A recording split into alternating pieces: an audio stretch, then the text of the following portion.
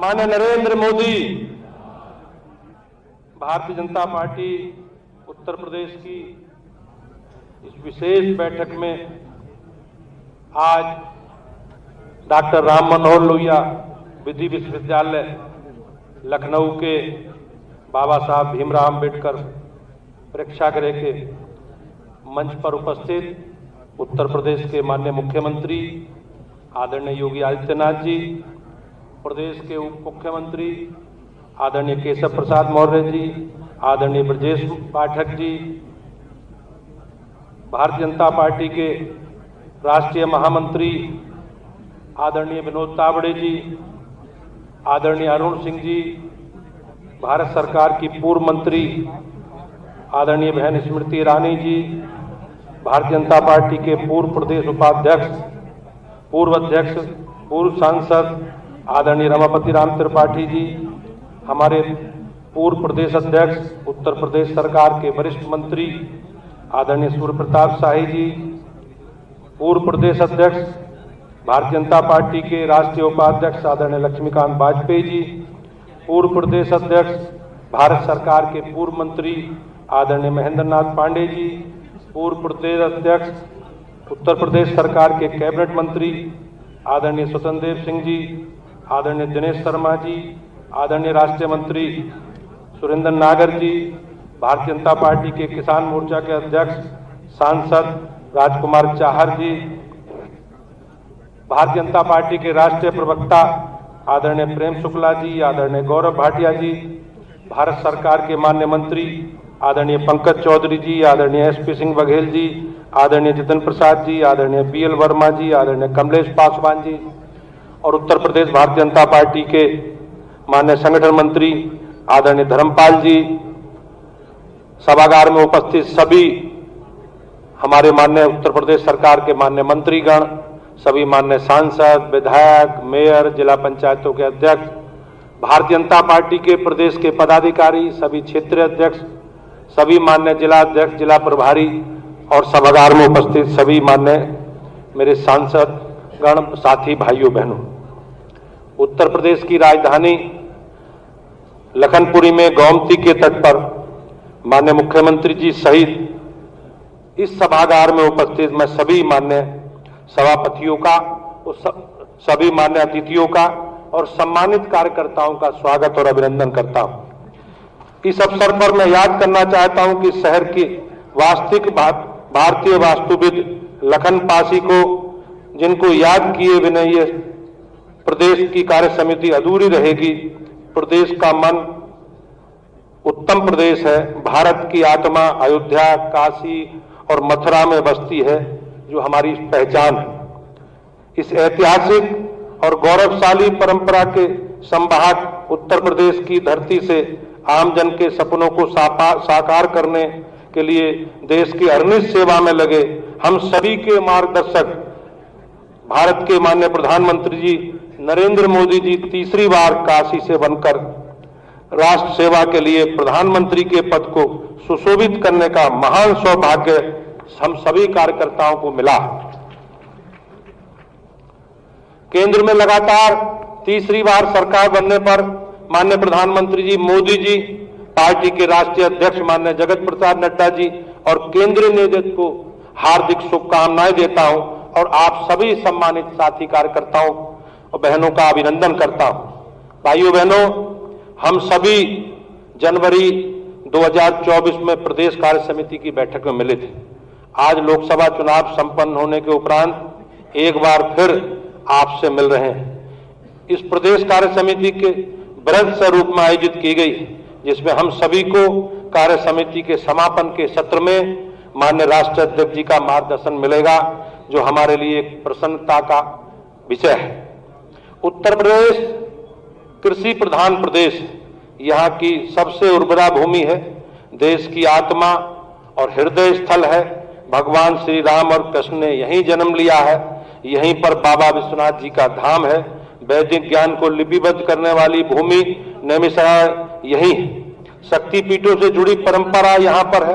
पूर्व में विपक्ष के लोग इस सामर्थ्य को समझ नहीं पाते थे, वे कांवड़ यात्रा को रोकते थे। हमें हमारे धार्मिक तीज त्योहार मनाने के लिए रोकने का काम करते थे। लेकिन आज 500 वर्षों बाद अयोध्या में भगवान श्री राम के मंदिर का निर्माण हमारी विरासत का सम्मान है। सही अर्थों में कहा जाए तो हम सभी भारतीय जनता पार्टी के कार्यकर्ता परंपरा को आगे बढ़ाते हुए आगे बढ़ रहे हैं। भारतीय जनता पार्टी एक ऐसा राजनीतिक दल है जिसके कार्यकर्ता के मन में पहले देश, फिर दल, अंत में स्वयं के हित रहते हैं। हमारा यह प्रदेश उसी दृष्टिकोण के साथ माननीय प्रधानमंत्री जी के मार्गदर्शन में वैभवशाली भारत, शक्तिशाली भारत, आत्मनिर्भर भारत के रूप में आकार ले रहा है। आज हमें गर्व है कि माननीय प्रधानमंत्री जी के नेतृत्व में तीसरी बार केंद्र में भारतीय जनता पार्टी की सरकार बनी है। हम उनका स्वागत और अभिनंदन करते हैं। 1951 में अपने जीवन काल के प्रारंभ में हमने जो संकल्प लिए थे, भाइयों बहनों, आज वो पूरे हो रहे हैं। आजादी के बाद भारतीय जनता पार्टी एक ऐसा राजनीतिक दल है जिसके प्रथम राष्ट्रीय अध्यक्ष जी ने बलिदान दिया है। डॉक्टर श्यामा प्रसाद मुखर्जी का कश्मीर में आंदोलन के समय परिस्थितियों में संदिग्ध निधन हुआ। एक देश में दो विधान, दो प्रधान नहीं चलेंगे को साकार करते हुए माननीय प्रधानमंत्री जी ने धारा 370 को हटाने का काम किया, जिससे आज जम्मू और कश्मीर लोकतांत्रिक तरीके से आगे बढ़ रहा है। हमने अयोध्या में राम मंदिर बनवाने का सपना देखा, वह सपना माननीय प्रधानमंत्री जी के प्रयासों से साकार हुआ। हमारी सरकार बहुसंख्यक आस्था का सम्मान और अपनी सांस्कृतिक विरासत के संरक्षण के लिए प्रतिबद्ध है। माननीय प्रधानमंत्री जी ने और पार्टी के राष्ट्रीय अध्यक्ष माननीय जगत प्रकाश नड्डा जी के नेतृत्व में आज भारतीय जनता पार्टी ऊंचाइयों को छू रही है। राष्ट्रीय विचार की राजनीति हमारी प्रतिबद्धता है और सेवा ही संगठन की अवधारणा को लेकर किए गए कार्य को भारतीय जनता पार्टी मान्य स्वरूप तक जनता तक पहुंचाया है। सेवा ही संगठन का मूल तंत्र है। इसी ध्येय की सफलता के कीर्तिमान भारतीय जनता पार्टी आज स्थापित कर रही है।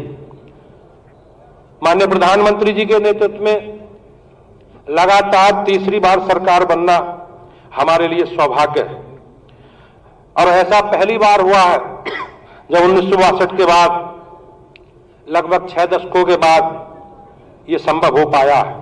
ये सभी भारतीय जनता पार्टी के अथक प्रयास से संभव हो सका है, जिसके लिए आप सभी सम्मानित मेरे साथी भाई बहन धन्यवाद के पात्र।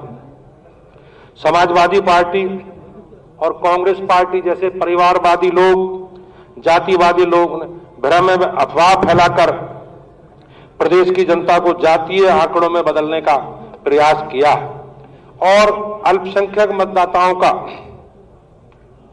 वायदोवेदन करके उनका वोट लेने का प्रयास कांग्रेस और सपा ने एक नया एजेंडा तलाश किया, जिसमें उन्हें थोड़ी बहुत सफलता भी मिली।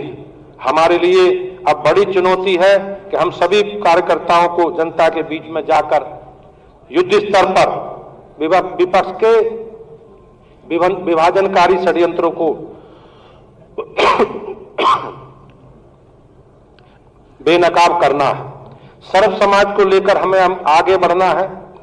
जो लोग समाज में कमजोर रहे हैं उन्हें अपने गले लगाना है, फिर से लोगों के बीच जाना है और सबको साथ लेकर चलकर राष्ट्र के विकास के पथ को लेकर आगे बढ़ना है। अखिलेश यादव जी, मैं आपको सावधान कर रहा हूं कि कांग्रेस भस्मासुर है और बहुत ही जल्दी आपको ठिकाने लगाने का काम करेगी। कांग्रेस की नजर में आपके मुस्लिम वोट पर है। कांग्रेस की सोच और उनकी कार्यशैली लोकतंत्र की कोई गुंजाइश नहीं है। कांग्रेस का एक इकोसिस्टम है जो हारने वालों को जीता हुआ बताकर जीतने वालों पर प्रश्न खड़े करता है। 13 राज्यों में देश के आज कांग्रेस पार्टी शून्य है। कांग्रेस पार्टी जहां भी जीतती है वह अपने वोटों से नहीं जीतती, बल्कि दूसरे दलों के समर्थन से, सहयोग से जीतती है। आपातकाल के जनक कांग्रेस जब भी सत्ता में रही, उस समय जिसने विरोध किया उसे समाप्त करने के लिए कांग्रेस ने कोई कसर नहीं छोड़ी। देश की जनता ज्यादा बार धारा 356 का इस्तेमाल करके विपक्षी सरकारों को बर्खास्त करने का काम, गिराने का काम, चुनी हुई लोकतांत्रिक सरकारों को गिराने का काम कांग्रेस पार्टी ने किया। पिछले 3 चुनावों ने कांग्रेस ने प्रदेश में अलग अलग दलों के साथ जाकर अपना स्वार्थ ठीक हो उन सभी पार्टी को रसद ताल में पहुंचाने का काम किया। इसलिए आज दलित मंचों की पार्टी के झूठ बोलकर अन्य दलों के वोट भले ही उन्होंने लेने का प्रयास किया, लेकिन कभी कांग्रेस ने दलितों का, कमजोर लोगों का भला नहीं किया। 25 जून को आपातकाल के दिवस को मान्य संविधान की हत्या के दिवस घोषित करने के लिए ये कार्य समिति माननीय नरेंद्र मोदी जी का, प्रधानमंत्री जी का हार्दिक अभिनंदन करती है। भारतीय जनता पार्टी एकमात्र पार्टी है जो अपनी विचारधारा पर अडिग है। कांग्रेस पार्टी का कोई वैचारिक आधार नहीं है। कांग्रेस ने हमेशा बाबा साहब भीमराव अंबेडकर का विरोध किया। उनको कभी कांग्रेस ने अपने संगठन में चुनाव लड़ने योग्य भी नहीं समझा। बाबा साहब अंबेडकर को कैबिनेट सदस्य का होने के बाद भी विपरीत परिस्थितियों में इस्तीफा देना पड़ा। कांग्रेस ने सदैव जीते जी बाबा साहब का अपमान किया और मरणोपरांत भी उनका सम्मान नहीं किया। हमारी सरकारों ने बाबा साहब से संबंधित पंचतीर्थ के रूप में विकसित किया। बाबा साहब का सम्मान हमारी सरकार द्वारा 26 नवंबर को संविधान दिवस के रूप में माननीय प्रधानमंत्री जी ने परंपरा शुरू की है, जो कांग्रेस अपने लिए सत्ता के 50 वर्षों में नहीं कर सकी। बाबा साहब को सर्वोच्च सम्मान भारत रत्न देने का काम भी गैर कांग्रेस पार्टी ने किया। डॉक्टर लोहिया को अपना आदर्श मानने वाली समाजवादी पार्टी विशुद्ध रूप से परिवारवादी पार्टी में परिवर्तित हो गई।